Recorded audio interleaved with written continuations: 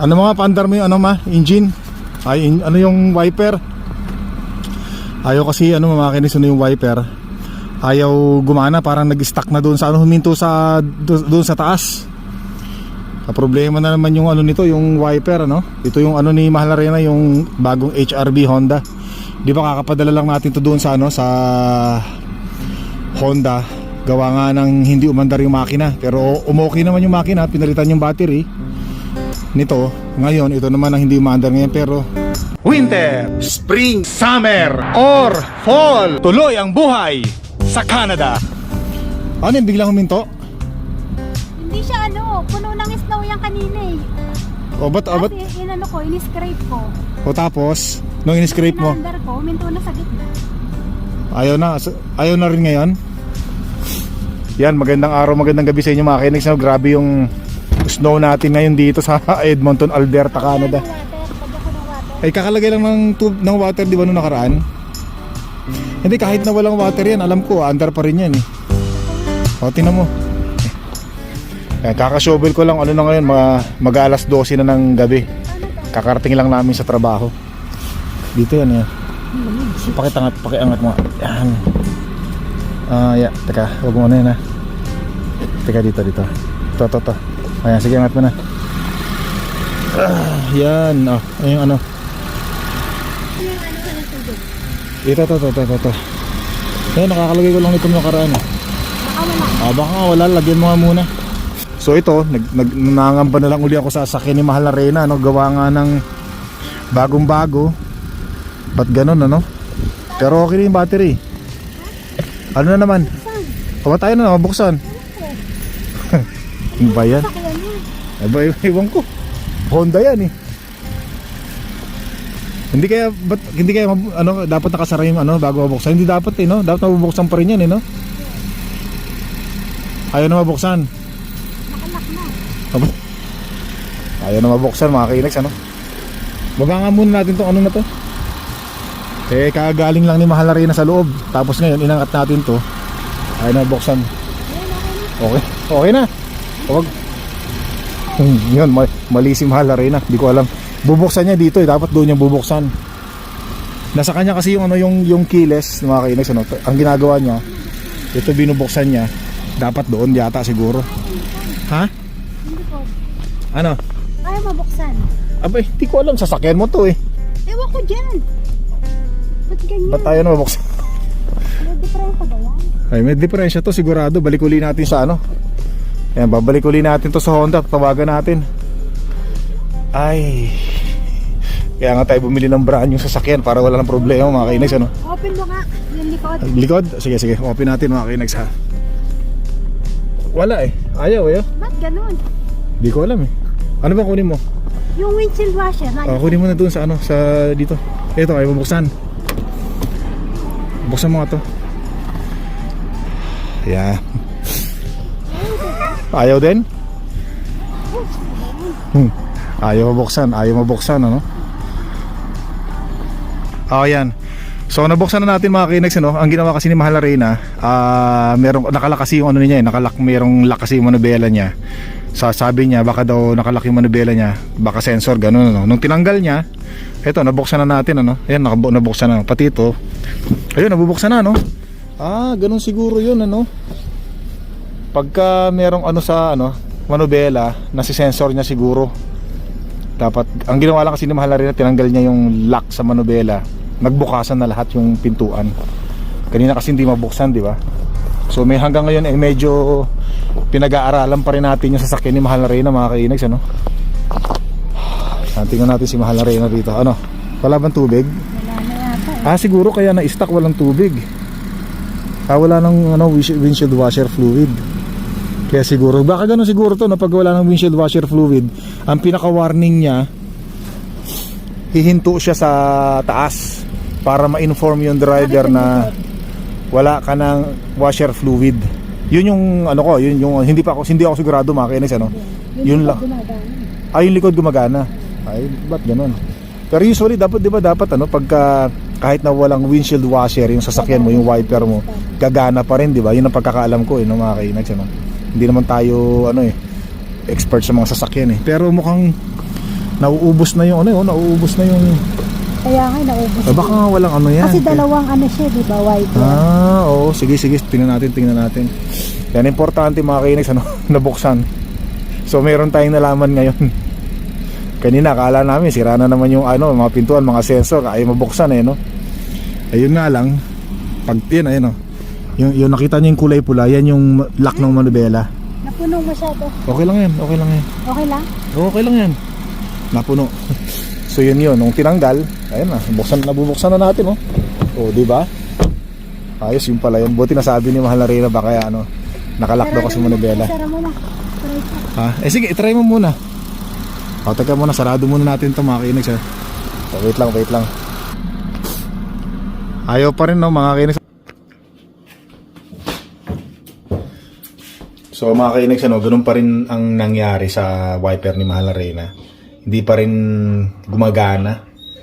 So bukas pagkagising ko, tatawag ko na lang uli sa Honda, to sa contact natin, sabihin ko na may problema na naman, ayaw na naman umandar, ayaw na naman gumana nung wiper, biglang nag-stack up. So wala kami idea kung bakit ganun mga kainags syempre bago nga yung sasakyan. So wala pang 2 buwan, may mga lumalabas na mga problema Yung una nga, 'di ba, nung una ayaw umandar, tapos umandar din naman, pero pinalitan na ng battery ng Honda. Tapos ngayon, yung wiper naman bigla nag-stack up na ganoon. Susubukan uli ni Mahal na Reyna mga kainags kung gagana yung kanyang wiper. Yan, magandang araw uli sa inyo. Gumagana naman yung makina, pero yung wiper, tingnan muna natin. May dala akong ano rito Tsaka mamayang gabi, malamig na, negative 31 3-1 mamayang gabi. Tingnan natin. Ayaw pa rin? Ayaw pa rin mga kainis pero yan, tumutulo yung yung washer fluid pero ayaw gumalaw nung wiper. Yan. So tatawag uli ako ngayong araw na to sa sa Honda, sabihin ko yung nilapat ko to? Sige, nilapat ko na. Dapat siguro pagka magamit mo yung wiper mo, ganun-ganon mo mano-mano. Hindi, wag mo nang pilitin kung ayaw talaga kasi brand new yan, bakit ganyan, di ba? Ayaw mo na, tatawag ko na lang. Wag mo nang pilitin yung ganyan, brand new yan dapat hindi mo na kailangan ano-anuhin niya, automatic dapat yan, di ba, pagkaayos. So may problema rito, siguro may problema tong sasakyan na to mga kainags Yan, Honda HRB. Itatawag ko na lang. Ilapat na ganyan, ilapat mo pa isa. Hindi nga, hindi mo na kailangang ilapat yan kasi kung ayos yan, kahit anong gawin mo, kung may tama yan, kung may diferensya talaga yan. Dapat hindi mo na kailangan ganyan-ganyanin, automatic pagka ganun mo ng wiper mo, 'di ba, dapat gagana na yan. So tatawag ko na lang uli yan. Teka muna, gusto mo mag-shovel? Mag-shovel ka muna snow. Nakausap ko yung yung dealer natin mga kainags at okay naman, very sila, bilis nila nung sinabi natin na may problema yung sasakyan natin. Tawag kaagad sila. Tapos sinabi ko na yung wiper ayaw gumana. Sabi nila, sige, dali mo kaagad dito sa sa dealer natin para ayusin kaagad natin. Yan, para maayos natin yung wiper mo. Kailangan ko magsuot ng ng face mask kasi si Mahal na Reyna at merong sipon. So ito, tatakbo natin. Asan yung mo? Yung ayun, ito. Kailangan muna natin anuhin to bukas na yan, ma. Di pa ba bukas yan? Teka, buksan natin. Ayan, okay na yan. Yan. Tatakbo natin to para kahit na hindi gumagana yung wiper. Wala, no choice So tara na mga kainags, let's go. Daming ibon dito tayo mga kainags, dito ulit natin papasok Yan na. Let's go. Bumubukas na. So nandito na kami sa loob mga kainags May problema mga kainags Nasira yung motor ng wiper. Hindi siya under warranty kaya gagastos si Mahal na Reyna. Naka-Uber kami ngayon. Iniwan namin yung sasakyan.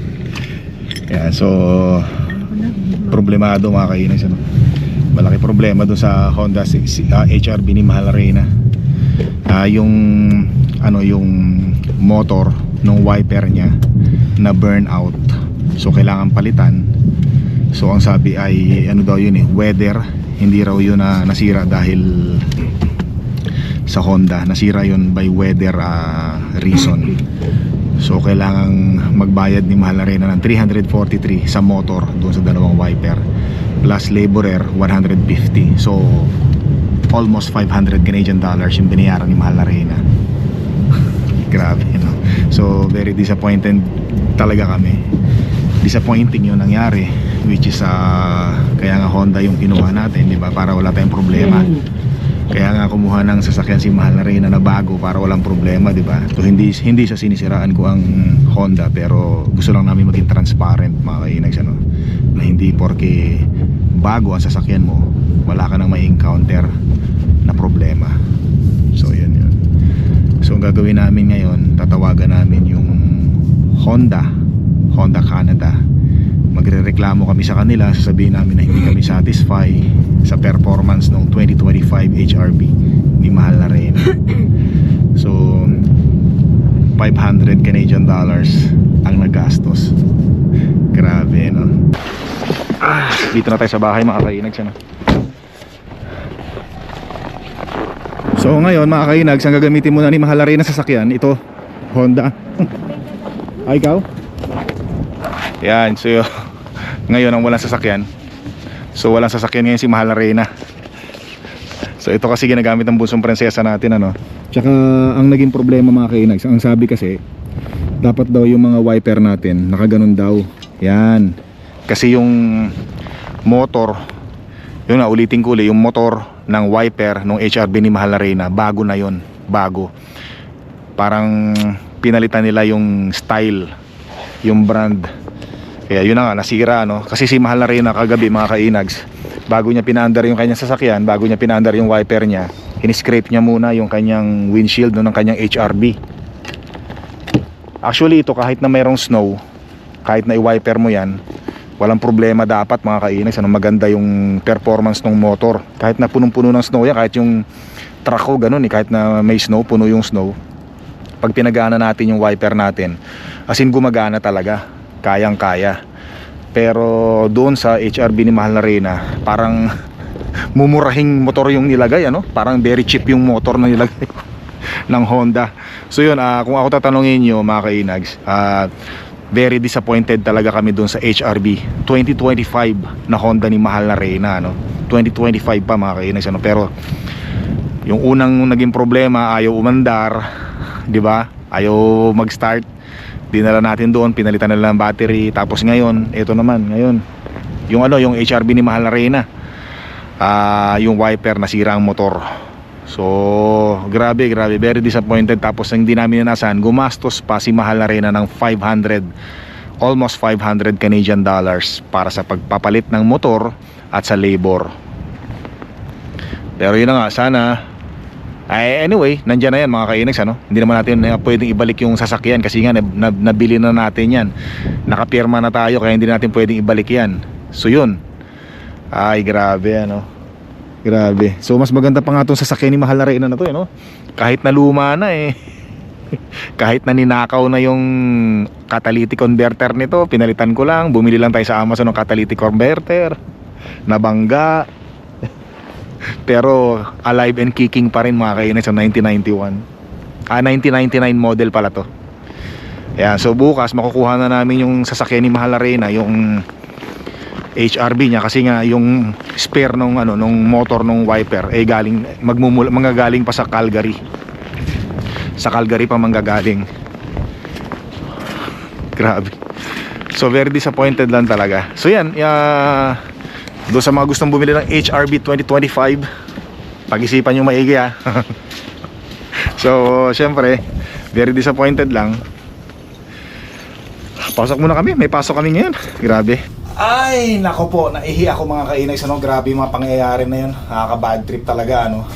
So yun na nga, mga kainags, nung pagpunta namin doon sa Honda, Alberta Honda, hinanap kagad namin yung manager para nga maasikaso kami, para nga doon dahil sa sirap. Kaya lang wala doon kasi merong inaasikasong ibang customer. So sabi sa amin nung front desk, kung ang problema nyo yung sasakyan nyo na ipapaayos, idiretso nyo na doon sa, sa Honda Services. So ang ginawa namin, pumunta kami ng Honda Services, tapos chinek nila yung wiper nga ni Mahal Arena, sira. Sabi nila, ay ano yan, wiper motor ang sira niyan, burnout, sabi niya ganon. So dahil dyan lang nangyari, sabi ay walang ano yan, hindi yan under warranty. Ha? Sabi ng gulat kami, hindi kasi ano yan, kaya daw hindi siya under warranty kasi cause of nature daw. Nasira daw siya sa sobrang lamig.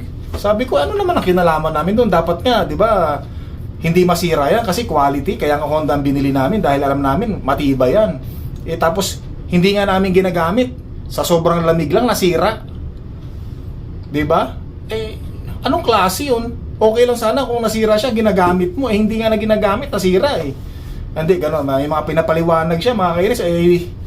Dami niyang pinapaliwanag, no? Tapos sabi ko kasi hindi yan yung pinag-usapan namin nung manager, sale manager. Kaya nga namin kinuha yung yung sasakyan na yan dahil nga doon sa magandang deal na binigay sa amin, under warranty pa yan kahit anong mangyari. Tapos sabi niya, hindi may paliwanag pa rin siya, gano'n, paliwanag pa rin yung babae doon sa Honda Services, yung gumagawa ng mga sira ng sasakyan. So sabi ko kay Mahal Arena, kasi nagmamadali nga kami mga kainis, kasi hindi naman yun ang ina-expect namin, ina-expect lang namin, dadalhin lang yung sasakyan doon, iiwanan na, ayusin kasi yun kasi yan, tapos sabi niya, tapos tinanong ko sa pala, sabi ko, magkano naman yung spare? 344 daw. Sabi ko, gagastos kami 344, tapos sa Calgary para kukunin. So sabi ko kasi, nahanap ko uli yung manager nga, yung sales manager na pinagbilan natin. Wala, hindi pa tapos sa pakikipag-usap sa customer. So sabi ko kay Mahal Arena, sige bayaran mo na lang muna yan, bayaran na lang muna natin yan kasi tatagal tayo rito hindi naman natin makausap pa yung manager nga kasi may iba pa kausap. Sabi ko, pag bayaran na lang natin tapos kausapin na lang natin yung sales manager na nakausap natin para lang makuha na yung spare sa Calgary kasi malayo pa So sa madaling salita, binayaran na nga namin ni Mahal Arena. Tapos sa madaling salita, nakausap namin yung manager, sales manager. Sabi namin, pre, sir, ba't kami nagbayad ng nung sa wiper motor ni Mahal Arena? Di ba, usapan natin, wala kaming babayaran, under warranty, wala pang dalawang buwan, sira na kagad. Sabi kong ganun. Tapos sabi niya, nagbayad kayo, dapat hindi kayo magbayad. Yun nga, hindi nga kami dapat magbayad, pinagpipilitan nung Honda Services doon sa kabila nyo, magbayad daw kami, hindi raw siya under warranty. Hindi ganun, inags, no? Pero natuwa ako doon sa manager, sales manager, talagang kung ano yung pinag-usapan namin bago namin binili yun nung sasakyan, bago kami nagpirma na agreement, yun yung pinaninindigan niya rin. Sabi niya, hindi, kakausapin ko sila, hindi ka dapat magbayad yan, wala kang bayad dapat. So sa madaling salita, pumunta siya doon, kinausap niya, nagtalo pa nga sila Bakit yung pinagbabayad si Inags? Hindi yan ganto. So hindi rin nagpapatalo yung sales manager, yung services. So ang nangyari, lumabas yung sales manager na kausap natin. Sabi niya, Inags, ganito gagawin ko, may kakausapin ako na higher position ng Honda. Kasi dapat hindi kayo nagbayad. Hindi yan yung pinag-usapan natin. Nagkaroon lang ng conflict, sabi niya gano'n. Sabi ko, sige sir, ayusin natin sir kasi hindi naman namin in-expect to. Tapos sabi ko, very disappointing sir. Sabi ko, very frustrated talaga kami ni Mahal Arena sa nangyayari ngayon. Especially, hindi naman namin in-expect na ganyan na mangyayari. Di ba, sunod-sunod na lumalabas yung mga sira. Sabi ko gano'n. Sabi niya, pero very apologetic yung nag-apologize talaga yung manager. Sa pasensya na sa wag ka mag-alala, hindi kita pababayaan, hindi ko kayo pababayaan, gagawa ko ng paraan para maging masaya kayo. Yung sa madaling salita, mga kainis, nung umalis na kami, binayaran, ang nagbayad ng Uber papunta sa bahay namin, yung Honda, Alberta Honda, mga kainis, Yun na, sana maayos, no? Yun na, baka. Anyway, punta muna ako sa taas, nabubuisit ako si Mahal Arena, sandali lang. Bad trip si Mahal Arena, sandali lang. So yun, sana nga. Sana hindi na lang kumuha ng bagong sasakyan si Mahal Arena, no? Kasi ganun din Ang reason lang naman kaya tayo kumuha ng bagong sasakyan, di ba, para wala ng problema, mga kainags, Yan, kumbaga sabi nga ni Mahal Arena, okay na yung 1999 model niya sanang Honda Accord, no? Honda pa nga yung kinuha natin para ako siguradong malupit. Hindi ka bibigyan ng sakit ng ulo. Hindi nga tayo binigyan ng sakit ng ulo, pati sakit sa bulsa. Binigyan pa rin. Ang bihira naman, Yun yung mga ina-expect na hindi ina-expect. Unexpected moments pala. Ayan. So, kaya doon sa mga nagko-comment, yung mga talagang nag-iisip na sana binili mo na lang brand new yung sasakyan para wala kang problema. Dapat brand new. Sigurado yan. Tsaka yung branded. So, yun mga kainis, ano, experience namin, hindi po totoo yun. Hindi po totoo. Yan. So, na-experience natin, ano. Siyempre, bigla na lang bubuluga sa'yo. Sisingilin ka, di ba? Yung presyong 500 Canadian dollars. Tapos ang hindi ko pa alam, baka ang ipapalit nila doon, same din nung nasira, no? Pero tatanungin pa rin natin. Pero ngayon, ang gagawin na lang ni Mahal na Rino lagi, tataas niya yung wiper. Pero ganun pa rin yun, kahit na itaas mo yung wiper, kung talagang masisira yung motor, masisira, no? Pero tingin ko yung ipapalit nilang, ipapalit nilang, marami kasing in-explain kanina eh, pero tingin ko ipapalit nilang motor doon, yung old ones, na subok na. Yung motor, kasi ito nga, nabanggit ko yung motor nila parang experiment lang to no? Parang cheap motor ang nilagay. Bira, no? So hindi ko sinisiraan ng Honda mga kainex, nagiging transparent lang tayo, sinasabi ko lang sa inyo kung ano yung mga nagiging dahilan para doon sa mga gustong bumili ng HRV 2025, pag-isipan nyo po munang maigi, or kung sakali mga kayo bumili, magtanong kayo kung anong model ng motor, lahat yung ganyan. So kaya ako binablog to para magkaroon po kayo ng ideas. Yan. So sakit sa ulo. So yun mga kainex, maraming salamat. Hanggang dito lang yung vlog ko. Don't forget to subscribe, click the like button, leave your message. Maikli lang ang buhay, pili natin maging masaya. Good vibes. Hanggang sa muli.